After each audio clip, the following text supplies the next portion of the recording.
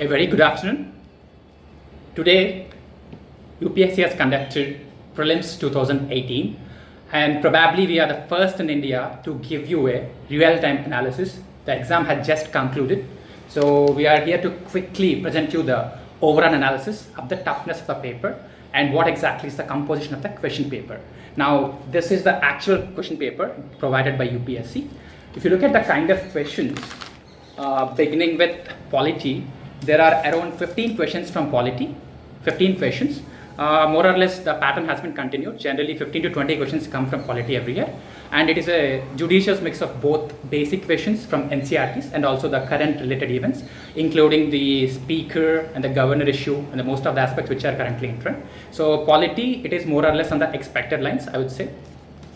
And coming to history, comparatively a good number of questions has come from history, and most of the questions are factual. So some questions you can be answering them using analysis and estimation, but most of the questions you should be knowing it perfectly because they are actually factual and they are a bit deviant from the important topics. So history, one must have covered it comprehensively, not just the spectrum. Some questions are beyond your spectrum book. So history, I would say the orientation is slightly different from last year. A total of 20 questions from ancient, medieval culture and modern history together. So there is a good number of questions from history this year. Number 3 is your geography environment. Here the classification, the exact classification would be coming out in the next video where we do it specifically. But for our understanding, roughly around 20 questions came from geography and environment. We are mostly focused on the contemporary aspects and the current issues related to environment. And there are some questions, say your GM mustard, we have categorized into current affairs. That is the reason why the classification would eventually differ. So geography plus environment, there are around 18 questions. And economy, both the current and static questions, there are around 17 questions from economy. And rest of the topics, your current affairs, core current affairs, IR, defense, science and technology, and basic sciences. As usual, they would constitute around 30 questions. Again, there would be a difference in classification when you are segregating between environment and current affairs because there are a lot of aspects which are overlapping. And also, when you're looking at the video, we are shooting parallelly for the camera and also the mobile, so there would be a bit of orientation. Please excuse that. So overall analysis of the paper, it is more or less on the lines of last year, and because last year there has been a significant deviation from the previous papers, even current year that is the case. That is one thing. And second thing, UPSC is touching two things. On one hand, it is going to the core basics, core NCERT stuff, so that way it is going into core aspects. And second thing, it is asking for things very specifically, because even if you do not know one fact in a given option, it would be difficult for you to answer. So one way it is going towards Mariana Trench. On the other hand, there are some questions being picked up from Everest. So the basic level, it is getting basic. Advanced, it is also getting advanced. And there are a good number of questions, 25 to 30 questions.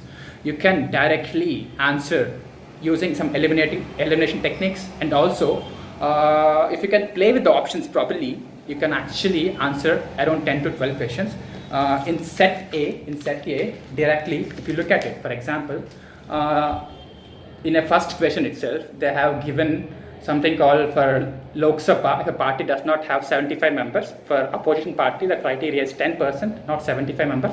If you can eliminate that option, you will be directly redirected to the answer. On a similar note, there are a lot of questions which can be answered properly using the elimination aspects. All right. So this is to give you a very quick analysis for the detailed analysis, including the sources and why a particular question has been answered.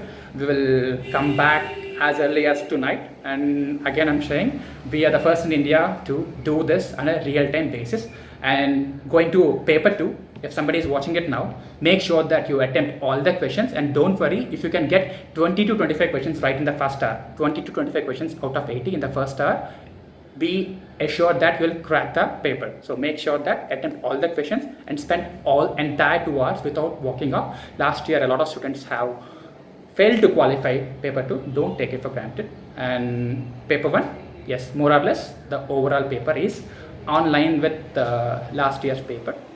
And one more thing I want to point out is that there are a lot of people who did not take the exam this time. We have compiled information from different centers across India. So the number of absentees seems to be a bit higher. There are a lot of students who did not appear for the exam for various reasons, whatever it is. So I think the cutoff would be ranging on the higher end of 110. That could be a rough estimation because you can only analyze once you get information from all the sources. But initially I'm thinking it could be around 110 plus. All right. So that's the initial estimate. So we'll get back to you with the detailed analysis sometime soon. Please share the video and also watch out this channel for detailed analysis of paper 1 and paper 2. Thank you. All the best for your paper 2. Bye.